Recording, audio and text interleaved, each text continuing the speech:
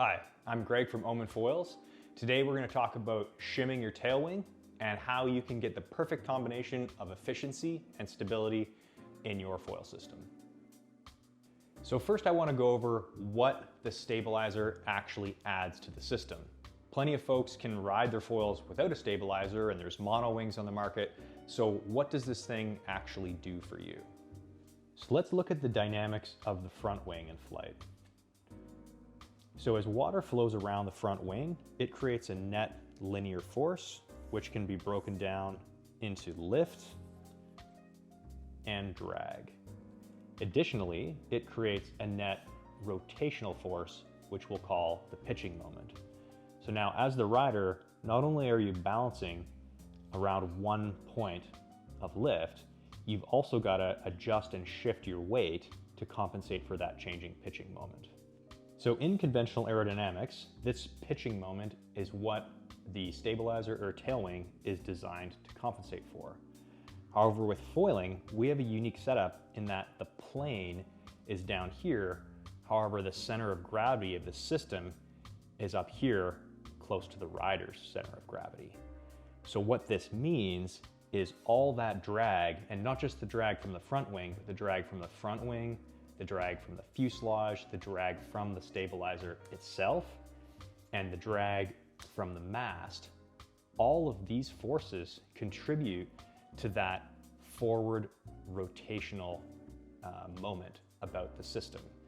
So because of that, we either need a longer fuselage or larger tail wing, or both, compared to an aircraft of similar scale.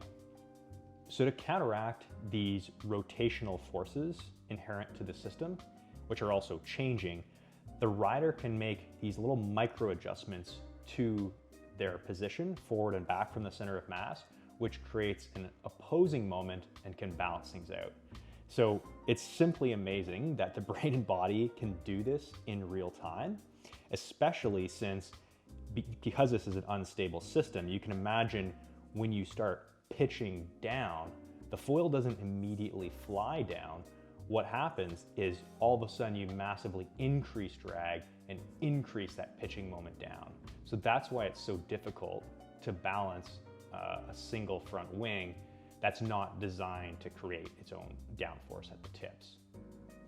So how do we use physics to solve this rotational problem?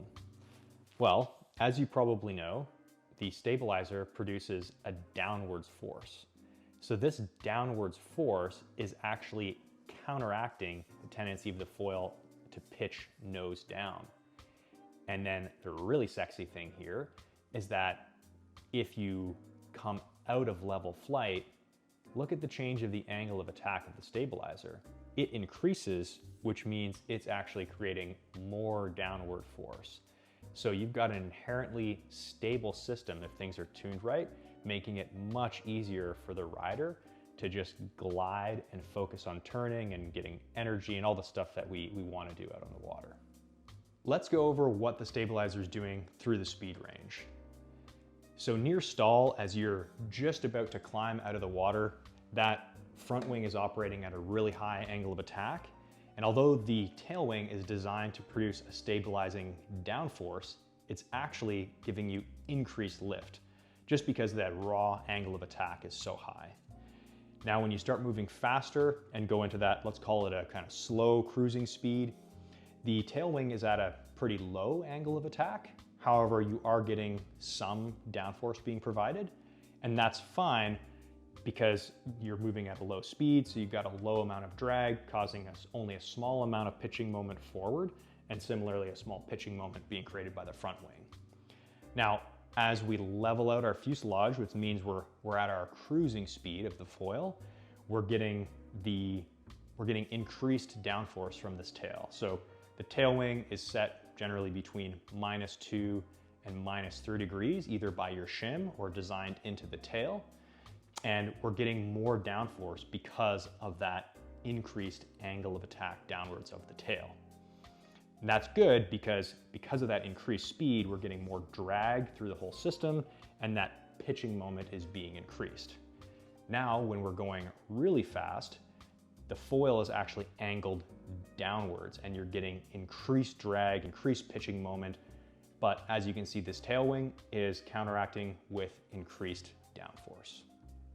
So to have a foil that you can fly confidently through in the entire speed range and have that consistent stability, there's two factors you need to control for. One is the angle of attack of the tail wing, and two is the design itself. So you can control the first with shims, which is what we're going to be focusing on in this video, and you can control the second by going to omenfoils.com and purchasing an operator setup. So setting aside what would no doubt be the best purchase decision of your life, how do we tune any tail wing to any generic foil system? Well, I'd recommend doing this at high speed for a few reasons. Mainly it's that when you continue to push your foil faster, you won't encounter a sudden increase in front foot pressure or sudden tendency of the foil to drop out when you go faster. So if the tail wing is not perfectly designed for your system, this might mean you have some instability in the mid and low speeds, but I think that's preferable to having unpredictable behavior at high speed. So what you're going to want to do when you set up your foil is add more shim than you think you need on your tail wing. So ask your friends, check on the manufacturer's website, whatever they recommend or however they have it set up, go ahead and add a half degree or a degree extra of nose down shim. So this will give you more stability than you need and is going to manifest as increasing front foot pressure as you go faster and faster.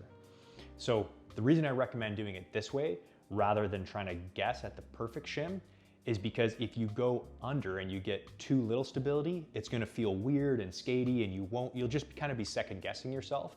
Whereas too much shim, it feels very obvious when you're going very fast and you just feel that front foot pressure build and you have to shift your weight forward to compensate for that. So I'd recommend putting in more than you think you need, going out, going as fast as you can, and then feeling what's happening. So I've done this prone foiling before, but I much prefer doing it with the wing because it's just easier to get those consistent high speed burns. So what you do is you add that extra shim, go out, go as fast as you can, and really feel, am I having to shift my weight forward? Is that front foot pressure building as I'm going faster? Or is it kind of feeling pretty natural? So if you're feeling that front foot pressure build, which you should because you've added too much shim, go back in, take out half a degree, and then go for a rip again. And if you're ripping along and you still feel, oh yeah, I'm still feeling a little bit of that front foot pressure building up on that foot, shifting my weight forward, go back in again, take out half degree, and you're gonna repeat this until you feel everything nice and stable and level. And then go back one more time, shift down by half degree, and see if it feels worse, right? And once that kind of feels unstable and like, yeah, I don't like that, go back and I guess reverse and add that half degree back in. So a progression might look like you've got minus 2.5 degrees of shim, you go back in, you add -2, still feels like too much pressure, you go back at -1.5, that's starting to feel really good, you go down to -1, that's feeling unnatural and skatey, so then you go back to -1.5, and that's your shim for that mast length, for that board, for that tail, you're dialed in for that setup. So I wanted to show a real life demo of how I do this. Here I'm playing with a new prototype tail wing Justin and I are working on called the Tempest. So he's designed it to run without a shim, there's angle of attack built in. So I've actually put in an extra half degree to show how I'm building up too much front foot pressure. So you can see my hips shifting forwards here to compensate for that extra pitching moment generated by the downward force of that tail at high speed. So now what I'm going to do is go in and remove that and go to 0 and see how that feels and see if Justin nailed it, his simulation. I'm having to talk over this just because the audio quality was pretty bad. All right, so I went back in and took out that half degree shim, changed it to 0. So if you guys are doing it, it'd be the same thing. You're adding in more shim than you think you need. and then progressively walking down. So here I'm going to do another speed run and see if I have that front foot pressure. And that's really what I'm looking for, is do I have that front foot pressure building up as I'm going faster and faster, or is it staying consistent and balanced? So here I'm going faster, and you can see that my hips are kind of staying level, and it's just feeling comfortable and nice. So yeah, I'm really liking this. What I'll always do though is I'll drop down by another half degree just to confirm, but this is feeling really good. I'm gonna glide with even front foot pressure, and I can get on a wave and just cruise. So this is really what you want when you're setting up the tail. And when I'm pumping, yeah, it's just stable. All right, so I've gone to the beach and dropped down. Now I'm at that minus half degree. So the last setup felt really comfortable, but I'll always go down and just confirm that I can't get away with less shim. So as soon as I start speeding up right away, you can see my hips starting to shift over to that back foot, because that board I just don't have enough downforce created by that tail. What you can't see is how unstable it is compared to the last setup. So I'm having to manage that pitch control much more actively and shift my weight over to my back foot, which is not only tiring, but it's just uncomfortable. So yeah, at this point, I'm really confident that I was dialed in with zero, and good job to Justin because he nailed it on the design. So yeah, this is really how you dial in any tail. You go to where you feel really comfortable, go a little bit past it, and then dial it back. And you know whether you're surfing, winging, towing, whatever, with that exact setup, you're dialed in. So going slow like this is nice and glidey, but if I get a nice little shot down this wave, I'm going to feel that pitchiness kicking in.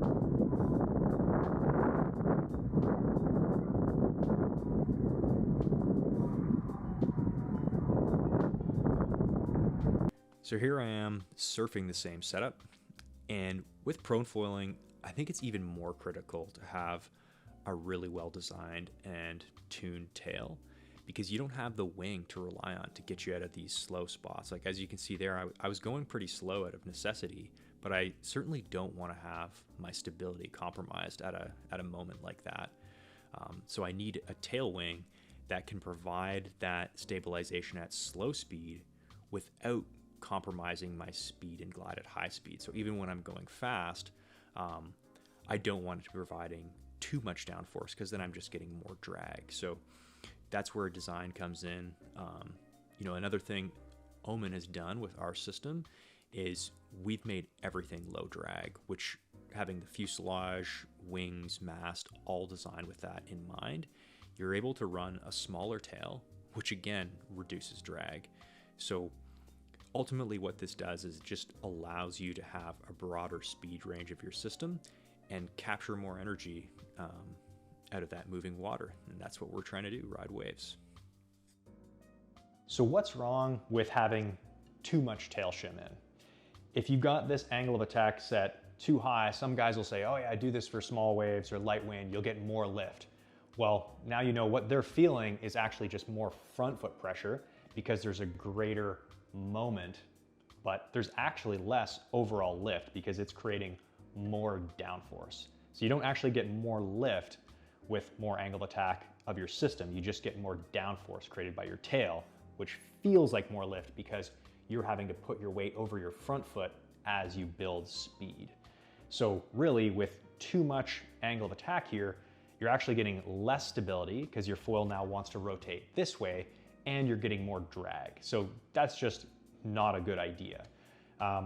Going too little, making it flatter, is a more compelling argument. So what's interesting about that is that really low speed, having your tail at less of an angle of attack relative to the fuselage, you actually get more lift. So you actually get a net increase in your lift at low speed. So you decrease the stall speed of your system. slightly. And similarly, at really high speed, you've got less angle of attack, so you've got less drag on your tail. The downside, of course, is that you're going to be unstable at high speed.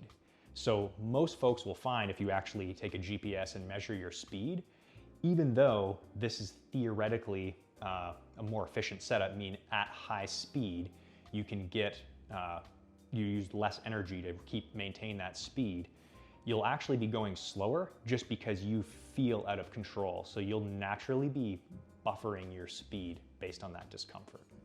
The other comment I'll make on going too low on your angle of attack is about comfort and glide. So if you're like me and you're looking to ride waves, speed is necessary to basically maintain that energy you've kept from the wave and catch another wave or catch another piece of the swell. So although speed is good and efficiency is good, if you compromise your ability to be comfortable and compromise your ability to glide, it's all for naught.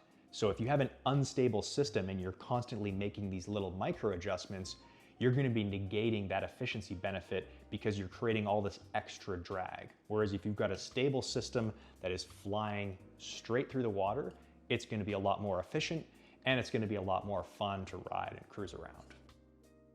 So now you might be asking, I've tuned my tail wing to my front wing. Is it universal across all my different masts and fuselages and boards? And can I give it to my friend? Isn't it perfectly tuned for him? The answer is no, but sort of. It's going to be pretty darn close. However, of course, if you have a longer fuselage, now you've got a longer lever for that downforce to act. So you could use a smaller tail or you could use less shim. Similarly, the opposite would happen with a shorter fuselage. With a longer mast, generally the way people ride longer masts is you have more mast submerge. So you're gonna have more drag from that submerged mast and your foil is often further from the surface. So you get some inefficiency there. So that will generally mean you need more tail shim or a larger tail.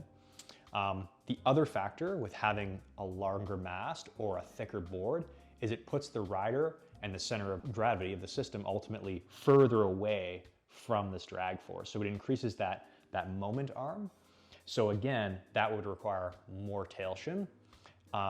And even something as subtle as going from a 120-pound rider that's 5 feet tall to a 200-pound rider that's 6'3", that is going to increase the height of the center of gravity of the overall system, meaning you'll need a bit more tail shim.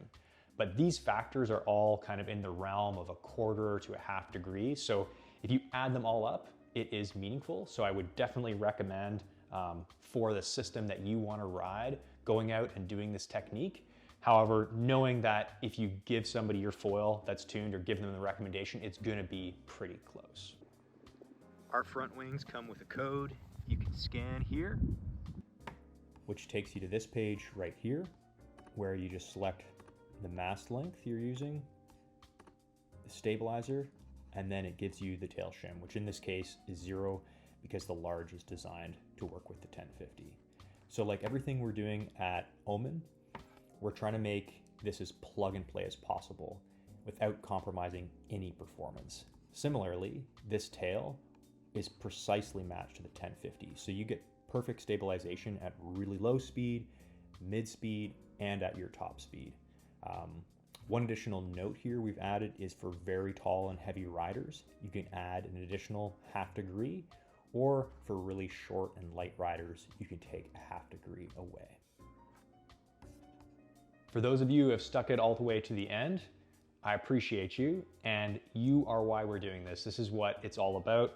People that are obsessed with this sport and all the details and nuances of improving performance. This is what, you know, keeps me up at night and what keeps us excited and motivated to keep pushing on. So thank you. And if you've got value out of these videos, would love it if you could like the video, subscribe to our channel. It helps us to make more content like this. And as always, would love to hear what you guys think in the comments. Are these techniques helpful for you? Have you had any issues trying to implement them in tuning? And specifically, what is the weirdest combination of tail wing and front wing you've been able to make work?